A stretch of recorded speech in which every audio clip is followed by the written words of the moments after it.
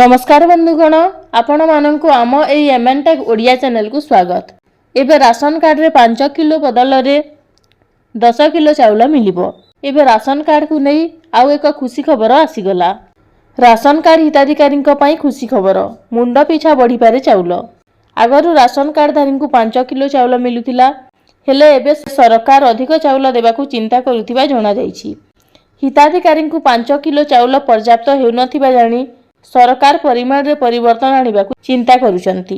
एहा उपरे जोगाण मंत्री कृष्णचंद्र पात्र प्रतिक्रिया देई कहिसंती जे 5 किलो जगह रे अधिक 5 किलो चाउल देबाकू चिंता करुचंती सरकार। राशन कार्ड रे थिबा प्राय 3 कोटी 25 लाख हिताधिकारी को सरकार 10 किलो चाउल देबाकू चिंता करुचंती।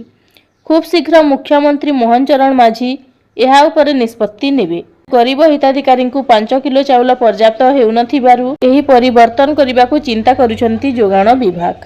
मुख्यमंत्री को एही परिवर्तन उपरे मुहर लगाइबाकू फाइल पठा जिवो।